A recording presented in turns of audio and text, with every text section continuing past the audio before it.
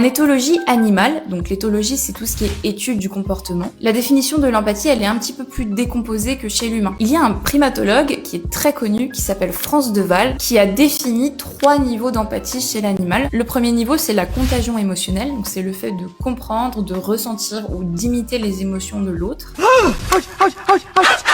Le second niveau, c'est le souci empathique, c'est ce qui va entraîner des comportements de compassion, de consolation et d'apaisement.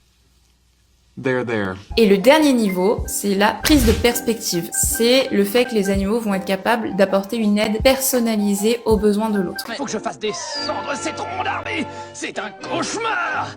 Le halage, bien sûr.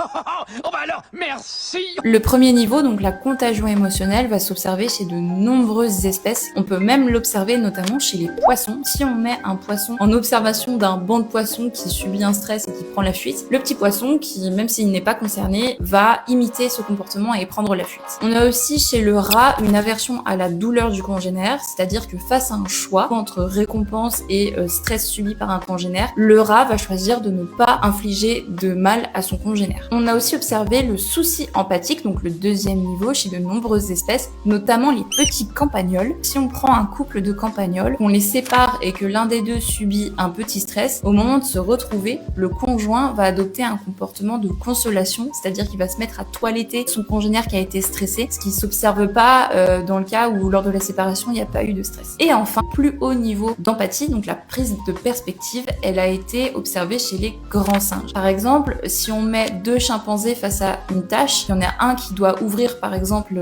une porte et que l'autre a une boîte à outils avec divers outils, ce dernier va être capable de choisir l'outil adéquat pour que son compagnon puisse ouvrir la porte. Bon, après ça c'est tout ce qui a été mesuré, qui a été cadré dans des protocoles expérimentaux, mais après vous avez aussi tout ce qui est observation naturaliste, compilation de cas, qui suggère aussi des comportements empathiques de la part des animaux. Je pense notamment à tout ce qui est adoption d'une espèce par une autre. Ça s'observe régulièrement chez les lions et les léopards. Mais il y a aussi autre chose intéressante, c'est le comportement d'empathie qu'ont les animaux envers l'humain. Là, pour le coup, c'est quelque chose qui a été expérimenté notamment chez le chien. Il y a de nombreuses études qui ont montré que le chien était capable de faire preuve d'empathie envers l'humain, c'est-à-dire de lui venir en aide. Et certaines observations naturalistes suggèrent aussi que certains cétacés et les éléphants sont capables de venir en aide aux humains.